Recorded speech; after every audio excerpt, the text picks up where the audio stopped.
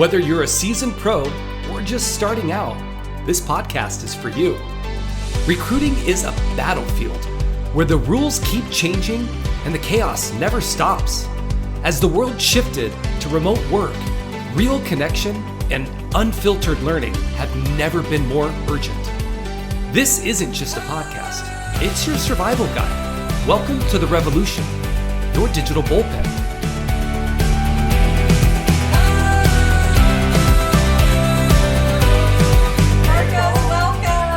Welcome, Marcos. Nice to have you.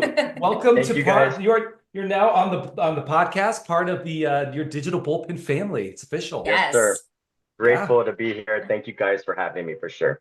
Yes, Absolutely. very excited to introduce our next guest. But before we do, I want to remind everyone to please like, share, comment. We want to make sure we bring unfiltered conversations and expert insights to our world of recruitment. So Smash the like button. Smash it. smash it.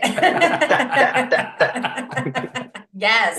Oh. So today we have Marcos joining us. I'll share a little fun story about him here shortly, but Marcos has been in the world of staffing for 10 years now. A decade. He's kind of he specializes in accounting finance. He's the current associate director of McCone Staffing. So he's still doing accounting and finance. He's now doing marketing and IT.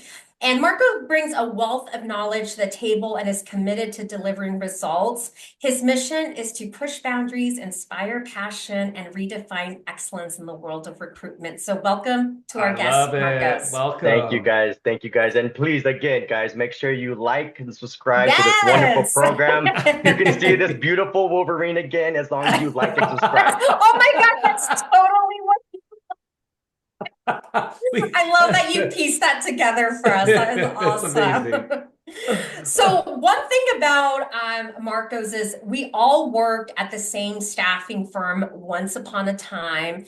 And I actually got a chance to meet Marcos in person because I was in training and development. So I think we were in maybe Orange County, Newport Beach, doing new hire training. And so he was kind of part of that new hire, introduction and training. So it was really fun to have people like Marcos join us. And so here we are, 7 years or so later. Mhm. So glad to have you here. Yes. And, we always want to start off with, how did you get into staffing? Who lied to you Who about... bamboozled you into the industry, as we say. Yes. And then I want you to share a little bit about what you're doing now with McCone Staffing as well. Yeah, no, and thank you so much for giving me that wonderful introduction. I truly do appreciate the world that we live in because it's so gratifying to be able to give back not only to our clients, but the candidates that we support. And, coming from an environment where I was a problem solver in the business space and IT, selling to businesses just came naturally to me. I've always been somebody who has raised my hand and been able to volunteer no matter what type of technology or dialogue we're being a part of. I'm always someone that will be willing to learn. And I believe that that's why in our space in staffing and recruiting, you're always going to be continual learning. So no matter what you think you mastered today, it's always going to be different tomorrow. Yes. And, for me, my story started with the Deco, as we all just heard, we got a chance to participate in one brand. And I started with accounting principles where they were launching the Las Vegas location and really the Las Vegas brand because we didn't have any other subsidiaries underneath that other than Agilon. And Agilon was the biggest player in Las Vegas and really the only player for Adecco at that time. Yeah. So I was at a convention. I did a lot of networking. I'm a big fan of specialty events just in general. And one of the former colleagues that I worked with met me there.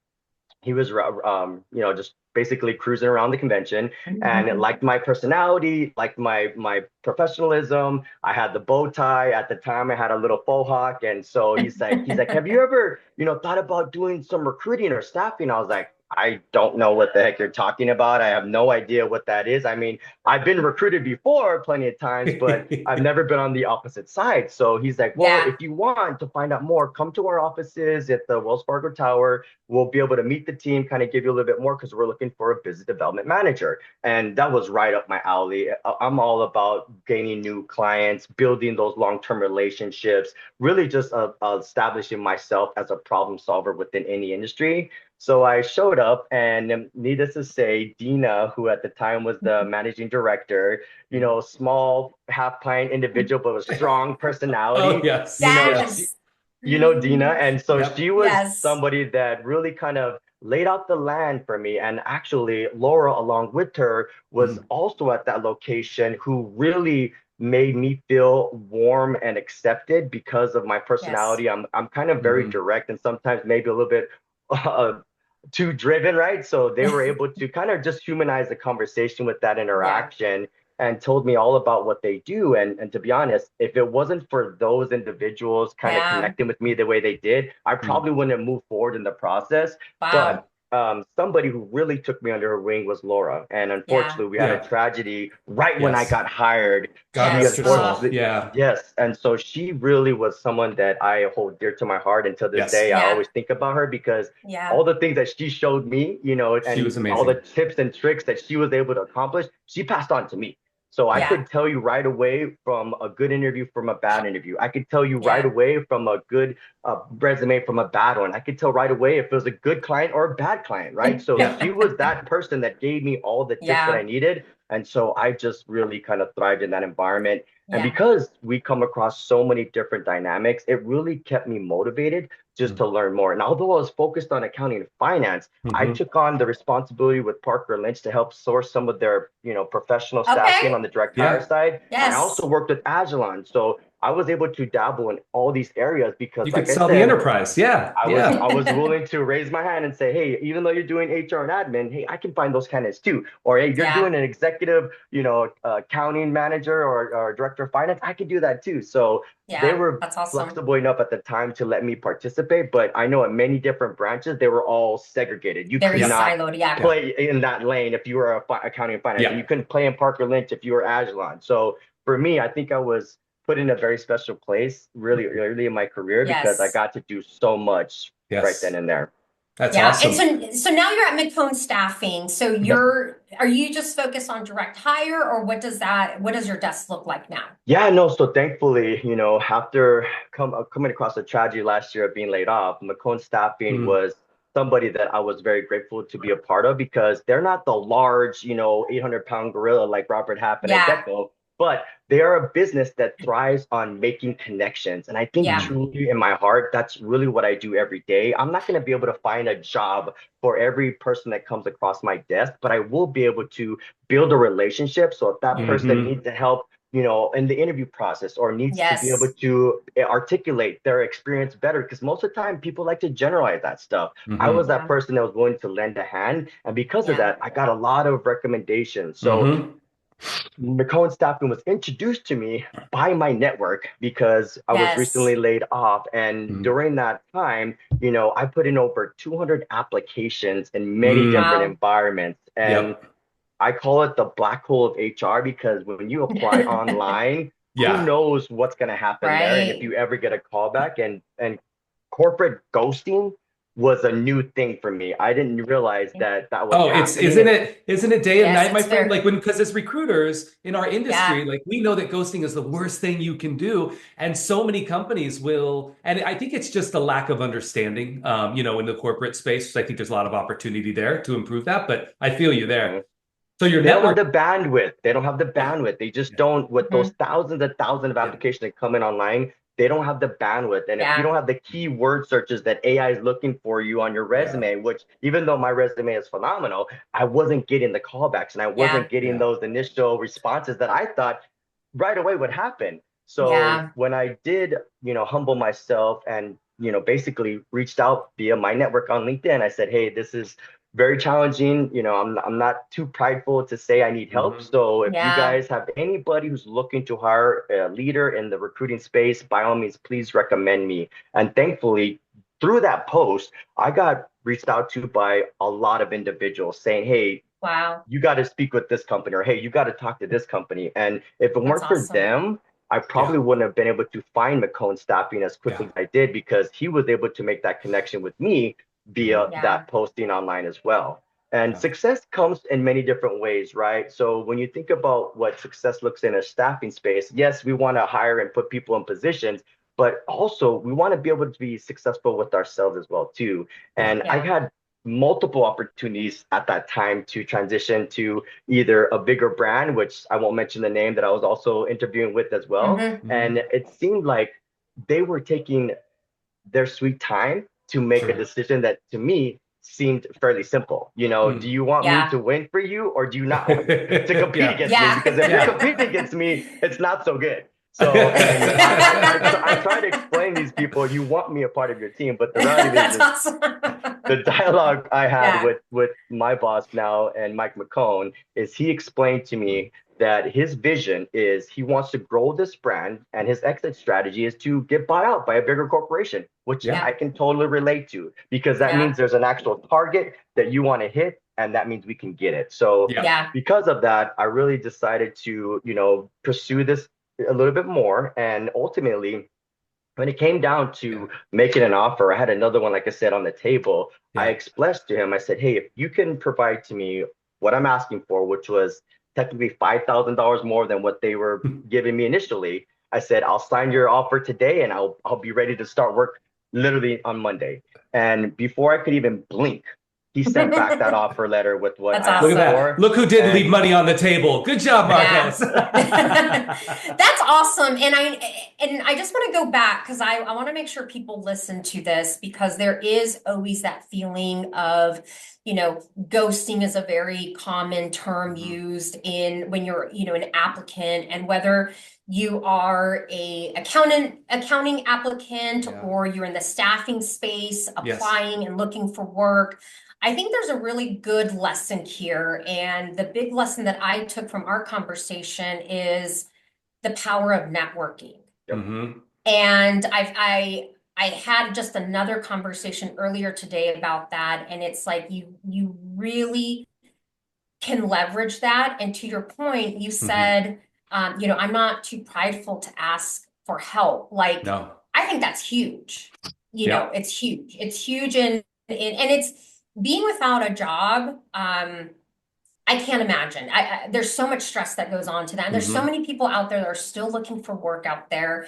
And so do you have any advice, any inspiring words that you can kind of share outside of go out there and network, make those connections, talk to the people, don't be afraid, don't just apply, make those connections. What other advice would you give to people and thank you for asking, Myrna, because I did have a strategy initially whenever I did apply. So every application that I put in, I documented on an Excel spreadsheet. I said if they replied back to me, if I got an interview, if I got to the second round, etc. So it's just kind of a basic spreadsheet that I put together because I also needed to track where I was applying to, right? You want to make sure that you're not confusing if somebody calls you, hey, I just got your application. Okay, well, which one was that, right? So ultimately, I had to make sure I was keeping myself aligned. And I'm not the best when it comes to organization. I am going to be honest, when you see my desk, it's an organized mess, okay? But I do know where everything is, and I do know how to get it situated. But for me, it was one of those things where I was like, man, I just got to be more efficient at this process because I can't be without a job. I got to have bills that are paid. I just recently got married not too long ago, so I'm still paying off that marriage. Exactly. That wedding. You want to make sure she sticks around. Exactly, Paul. That wedding did cost a pretty penny, and we looked beautiful and everything. But the reality is, we want to make sure that that's taken care of. So I didn't have much time to be without a role, and on top of that, not working, it literally drives you crazy. Like you have to find things you want to do. Like I was organizing my wife's closet, I was rearranging the garage, I was doing all the chores that I never really did. And then because my mind was so busy trying to catch up, I'm like, well, why aren't they calling me back? Or well, I should have had an interview by now. And you always think those unfortunate negative thoughts that come towering down. But my best recommendation is stay positive no matter what the environment is, because if you're someone of faith, or you have your, your religion, whatever that is, utilize that, focus on the positive upside of every interaction, because you can see so many things when you're at the bottom, right? And so many ways for you to improve. And trust me, being laid off, it was a huge hit to my heart. This is my first time that ever happened. So I had no idea what the reason was, other than the business wasn't doing well, and staffing in general wasn't doing well. And that was because of the recent transition of the presidency. But ultimately now we should see a lot of that changing. But back to my point about some advice, make sure you're organized in the way that you're applying, and you have to be very strategic. You can't just apply in every single job that looks great. You have to apply to jobs that really align with your goals and your expectations. And I have a great example that I just recently took a training about, our generational workforce. We have 5 generations in the workforce right now. Can you believe that? 5 generations. Wild. The traditionalists, which were born from 1925 to 1944. Then you have the boomers, which is 1945 to 1963. And then the Gen X's like us, which is 1964 to 1982 is what I thought, but they kind of changed it. So they're Hey, who says I was born after, wasn't born after 82? Putting me in there. I was born in 80. You're right. I'm just kidding.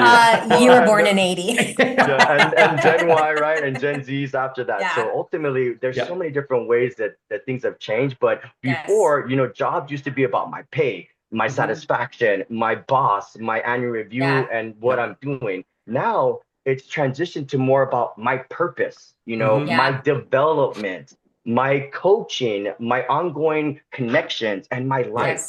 So I think now I've seen so many variations of that because of the generational gaps, but I felt it when I was looking for a new job. So to keep that in mind when you're searching, always try and be familiar with either the brand, whether they do work that you appreciate and you're passionate about, because when you're passionate about something, it never is a job. It's something that you wake up every day and get excited to do. And like you guys and I know, our job is always ever changing. The demands of and our look how exciting you are. I love your energy. It's so nice. And it's awesome. Something else somebody told me once is, if you're out looking for a job, once a week, go volunteer for a few reasons. One, it's good networking. And 2, it just makes you feel good, because sometimes it's real easy to get down on yourself. And so volunteering is the best way to give back as well as network. And you got the time. So. You do have the time.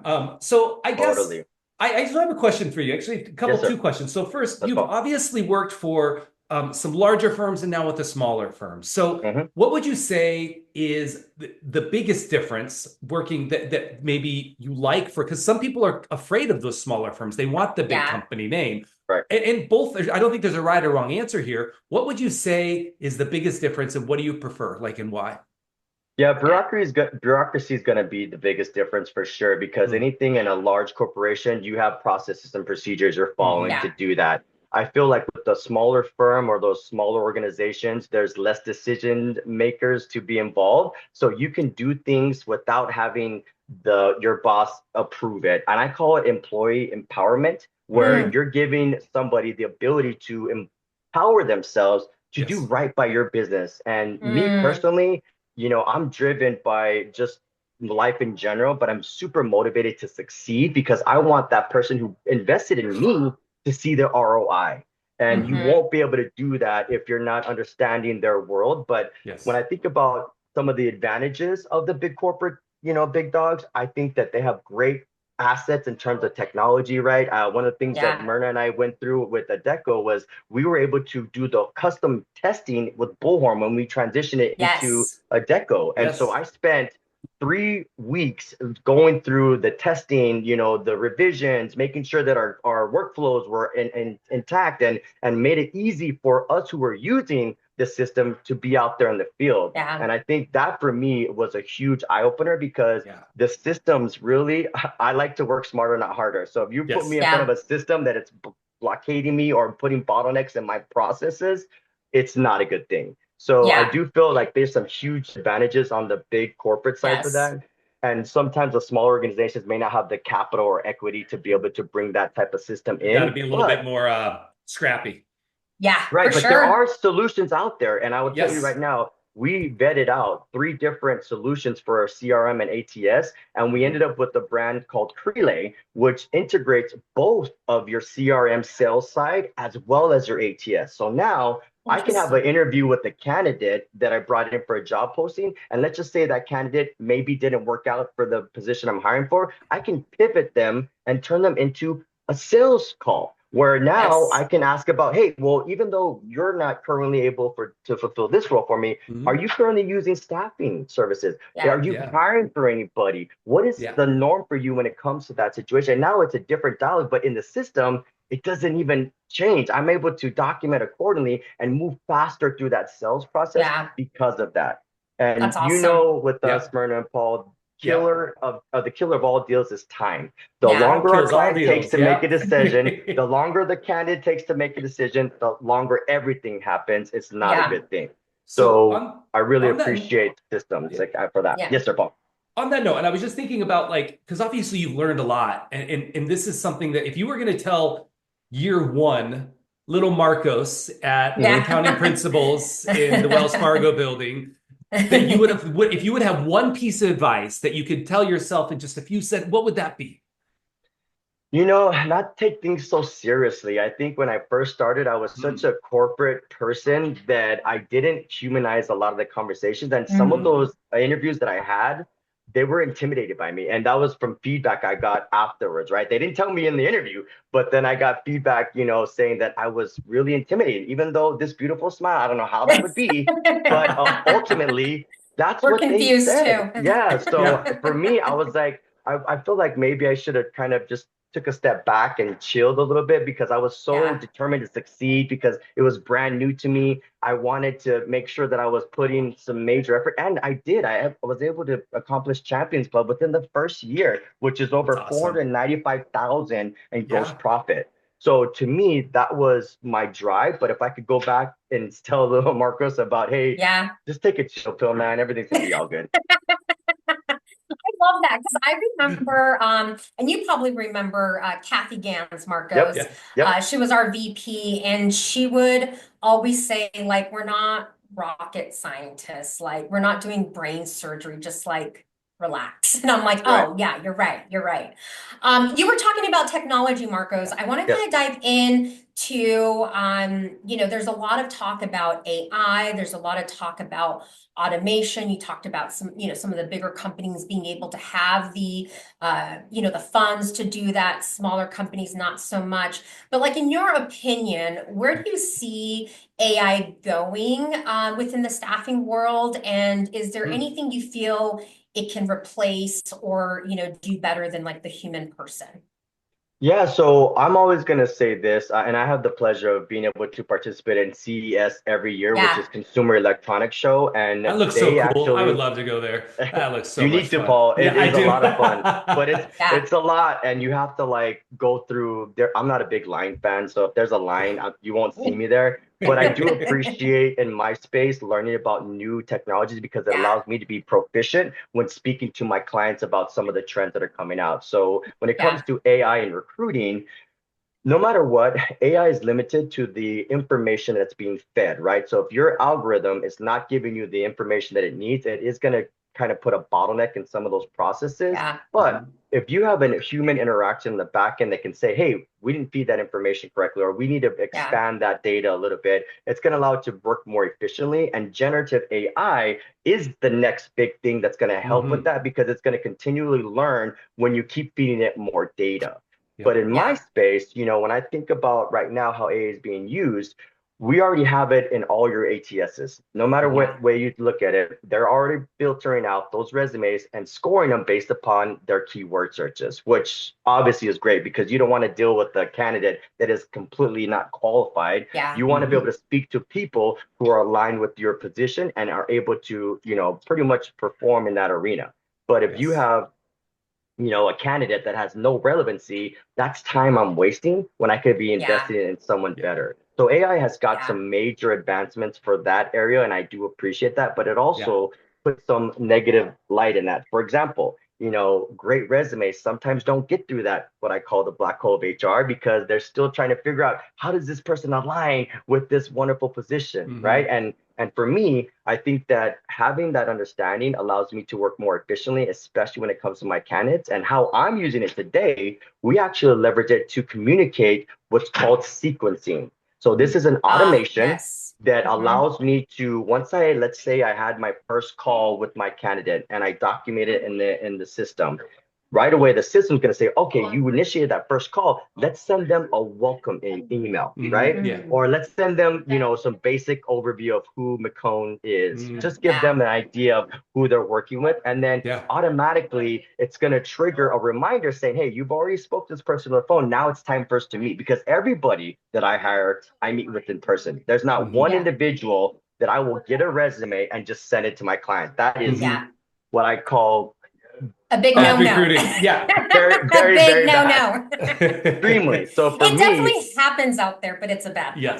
Yeah. Oh, I find so many of my competitors do that. It was disgusting. But anyways, we'll talk about that later. The reality is that to me is a big no-no. So I want to make sure that I can touch, taste, feel this person, so that way when they're asking me questions, I know them so well that they're able to articulate exactly what I need to for that client. And a lot of times, sometimes the paper resume doesn't match up to the person you're meeting. No, it doesn't tell a great story sometimes. No, at all. And not everybody's a great resume writer, right? Like some people just are they're not recruiters like us. So they just don't think the way like we would think about a resume, So what I'm hearing is AI is helping you organize your relationship, but you are the person that's still engaging and controlling that relationship. Yes. And I think you have to, because like I said, AI is going to be so involved in our life in so many different ways, but it's all about the information that it's being fed. And if it's not being fed that right information, it's not going to work for you the way you need to. And I think that's the frustration with a lot of people. It's like, oh, we're sold this great, we'll talk about Bullhorn. I think all of us have talked about Bullhorn before, but you could have a great system like Bullhorn. But I know when Paul and I worked at a firm, we had to kind of go back in and do some serious like cleanup, because there were some things that were just being completely ignored by the sales team, the recruiting team. And to your point, they were like, why do we spend so much money on the system? It doesn't work. And we're like, well, it does, because there's so many staffing companies that use it. So they wouldn't. If you don't put crap in, you don't get crap out, right? Exactly. And so it's like, really teaching people how to like, see their database, their ATS as just a gold mine. We had Shad Griffin on here not that long ago, and he's like, it just kills me when somebody fills the role with somebody that was in my database, and I have to go back and see, like, did I code them right? Did I miss something? Why didn't it come back on my search results? And without that human element of either messing up the information being entered or putting in good information, AI is only going to be as good as that human behind it.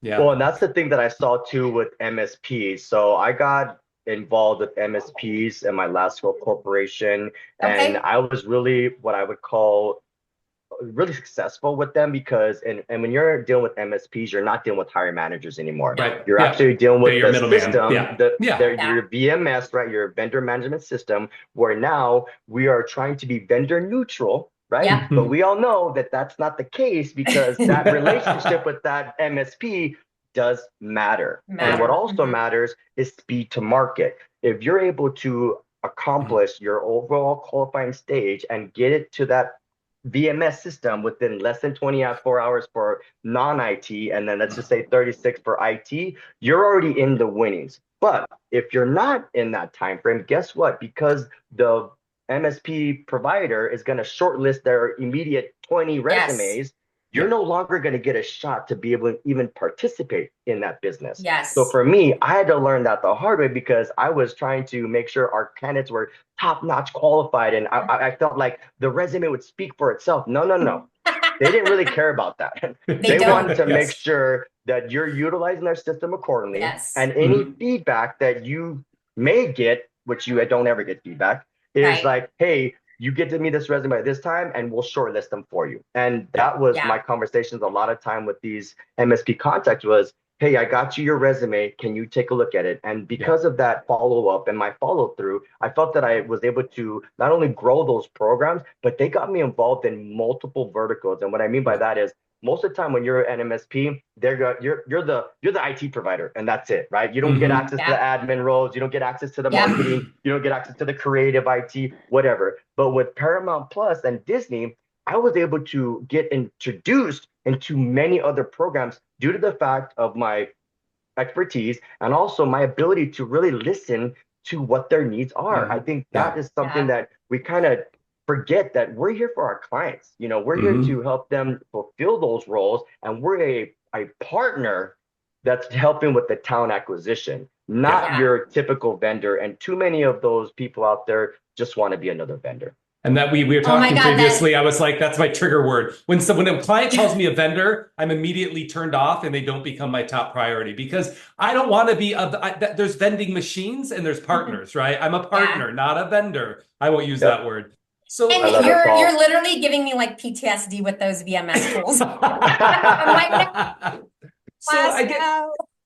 so obviously recruiting itself, I mean, obviously you get the relationships but what keeps you motivated, especially when you're working on commission? Like what gets you going? Because we get 99 no's for one yes, right? I had somebody ask me, do you love the hunt or the kill more? And I actually took a step back and had to think about that, because if I like the kill more than the hunt, I'm going to be super disappointed 99% of my day, right? So what keeps you motivated in the hunt?